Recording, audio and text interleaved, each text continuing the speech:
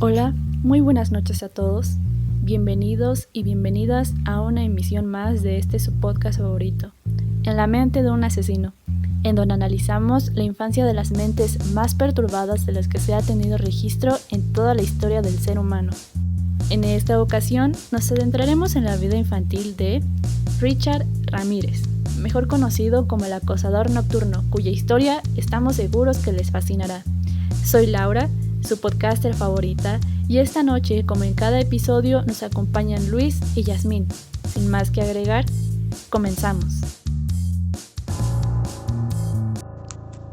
Ricardo Leiva Muñoz Ramírez fue un asesino en serie acusado de 14 asesinatos, 9 violaciones y otra serie de delitos, todo entre los años de 1984 y 1985.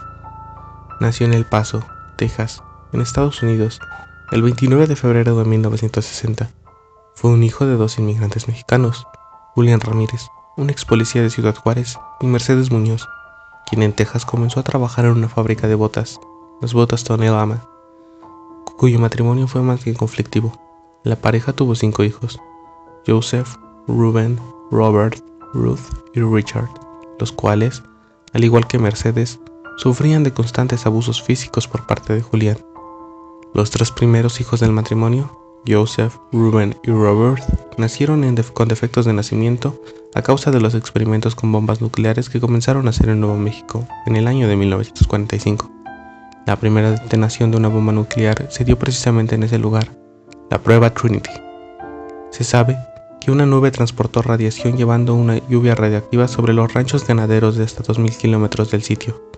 Tiempo después, se supo que un camino de leche había expuesto a bebés y niños a niveles de radiación peligrosamente elevados, debido a la exposición del agua y de las vacas cuya carne y leche eran consumidas por la gente de la zona, estando la familia Ramírez Muñoz entre ellos. Hoy se sabe que la exposición a la radiación instantánea produce el síndrome de radiaciones, acompañado de diversos trastornos y posiblemente la muerte. En dosis bajas dañan la médula ósea, en dosis más altas se producen lesiones en el aparato gastrointestinal y en dosis muy altas en el cerebro. Joseph, el hermano mayor, nació con la enfermedad de Blount, una enfermedad donde los huesos salen curvados, y toda su infancia tuvo problemas de salud graves, problemas ortopédicos. Ruben y Robert tenían problemas de respiración, aprendizaje y conducta. Se sabe que los efectos de las exposiciones radioactivas se pueden transmitir hasta 2 generaciones posteriores a la persona expuesta, por lo que posiblemente Richard también lo sufrió. Richard era el quinto y último hijo de Mercedes y Julián. Esta, estando embarazada de Richard, seguía trabajando en las botas Tony Lama, en donde mezclaba los pigmentos y químicos tóxicos, como benceno, xileno y tolueno, que se utilizaban para pintar y curar la piel, sin utilizar equipo de protección y sin ventilación en el lugar. Debido a eso, a los 5 meses del embarazo empezó a tener debilidad, mareos y náuseas, por lo que dejó su trabajo.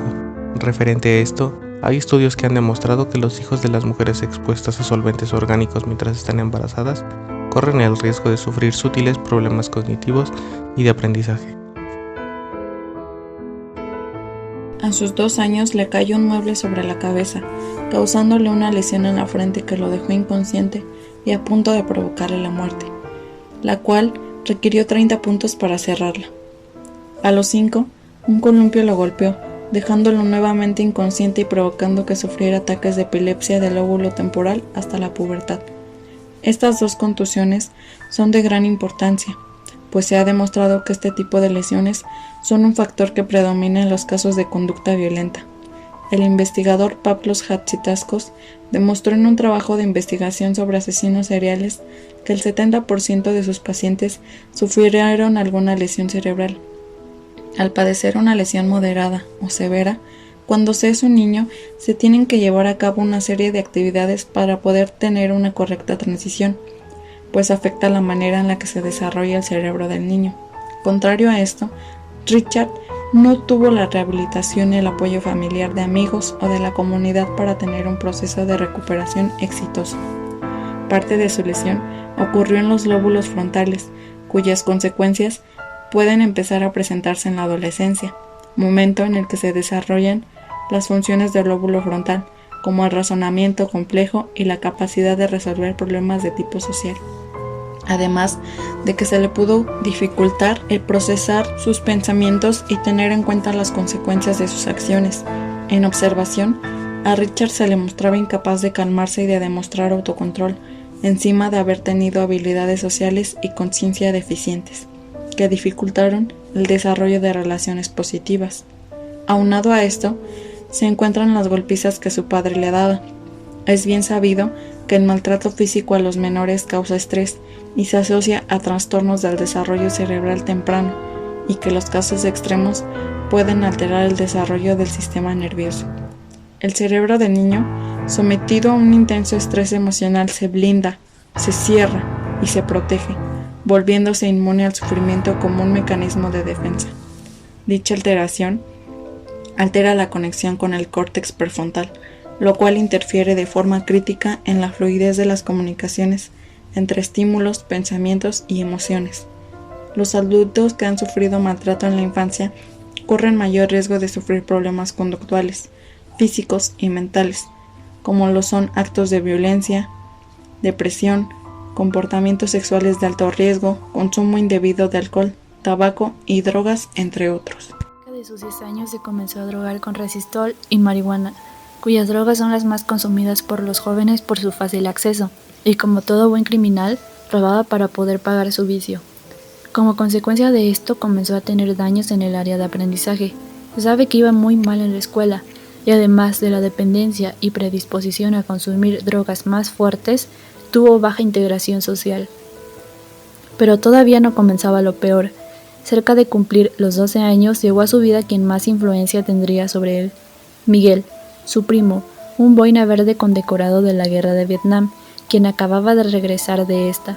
Richard no solo pasaba la mayor parte de su tiempo con él, fumando altas dosis de marihuana, sino también viendo numerosas fotografías Polaroid que su primo le mostraba, en las cuales salía cometiendo crímenes en la guerra, como violaciones, torturas y asesinatos, posando junto a cadáveres mutilados. Le contaba detalles de sus crímenes, le enseñaba cómo sostener y disparar un arma y técnicas para asesinar con cuchillo silenciosamente.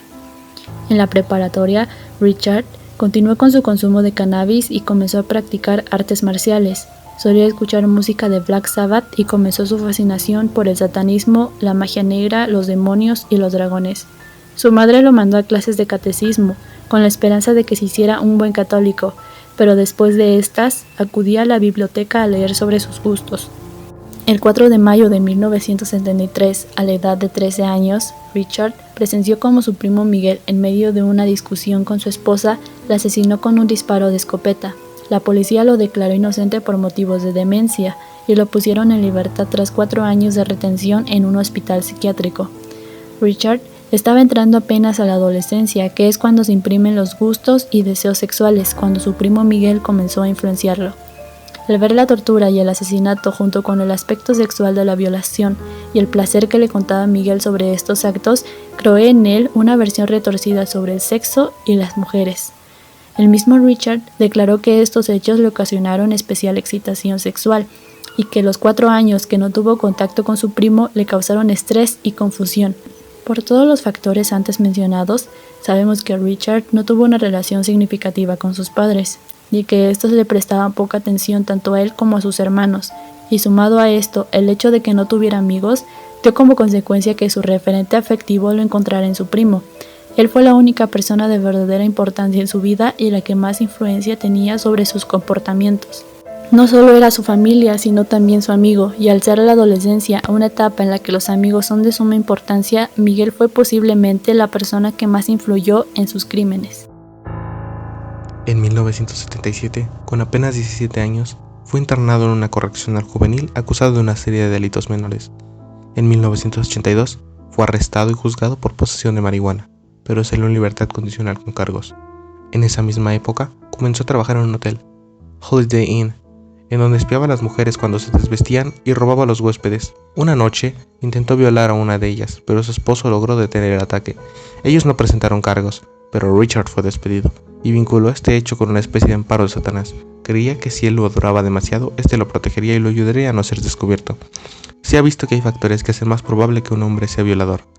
Algunos de estos son el consumo de drogas de manera activa, y el poco control en los impulsos y emociones, características presentes en Richard. Además, las violaciones las suelen cometer más comúnmente personas que crecen en contextos machistas y donde el papel de la mujer se ve más devaluado. Richard, al crecer en un hogar donde su padre golpeaba a su madre, y al ver gráficamente a su primo cometiendo violaciones, estuvo más predispuesto. Creemos que otro factor que puede predisponer esta situación fue el hecho de que muy probablemente fue abusado por su tutor en la infancia. Hay investigaciones que indican que la mayoría de abusadores han sido a su vez abusados de niños, pero es importante aclarar que no todos los niños abusados se convierten en abusadores. Algunos estudios llegan a probar que el 82% de los abusadores de niños han sido abusados sexualmente en su infancia, y esto concuerda con Richard. Pero no solo violó a mujeres mayores, sino que también a 3 infantes, incluido un niño. En 1984, a los 24 años, comenzó sus asesinatos en serie. Mataba a personas sin importar su sexo, raza, edad o condición. Utilizaba bats de béisbol, puñales, martillos y varios tipos de pistolas. Su modus operandi también oscilaba, en ocasiones, porque asesinaba de manera desorganizada. Debido a su creencia en Satanás, dibujaba signos satánicos en las paredes, comía en casa de sus víctimas, les robaba sus pertenencias o dejaba huellas y las armas homicidas en el lugar del crimen. A la mayoría de sus víctimas mujeres las violaba, siendo desde niñas hasta ancianas. No atacó a adultos jóvenes, solamente a personas clasificadas como vulnerables. Tuvo cargos por 14 asesinatos, 5 intentos de asesinato, 9 violaciones, de las cuales 3 fueron a menores, 2 secuestros. A estos niños los secuestraba para abandonarlos a cientos de kilómetros de su casa, solo por el placer de hacerlos sufrir. 4 actos de sodomía, 2 relaciones forzadas, 5 robos y 14 allanamientos de morada, en un periodo de tan solo un año. Sin embargo, Richard nunca cooperó con la policía, dando datos de sus crímenes, por lo que se cree que fueron más. Richard Ramírez fue capturado gracias a su última víctima, la cual sobrevivió al ataque, tras ser su marido asesinado y ella violada.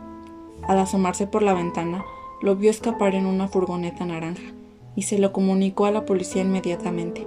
Casualmente, un adolescente vecino de la víctima había notado la matrícula, puesto que le pareció sospechosa.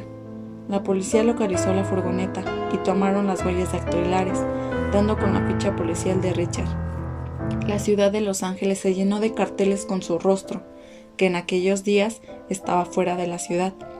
A su vuelta, percatándose de ello, intentó robar 3 vehículos para escapar, pero fue golpeado y estuvo a punto de morir linchado. La policía lo capturó y finalmente el 4 de noviembre de 1989 fue sentenciado a 19 penas de muerte. Sin embargo, parece que Satanás lo protegió hasta la muerte, pues se salvó de ser ejecutado, y el 7 de junio de 2013, con 53 años de edad, murió de insuficiencia hepática en California. Fue un gusto que nos acompañaran en una emisión más de su podcast favorito. Nosotros somos Laura, Luis y Yasmín. No olviden acompañarnos la próxima semana en la siguiente emisión de En la mente de un asesino, en donde analizaremos un caso que nos han estado pidiendo mucho, el caso de Ted Bundy. Que tengan una excelente noche. Hasta pronto.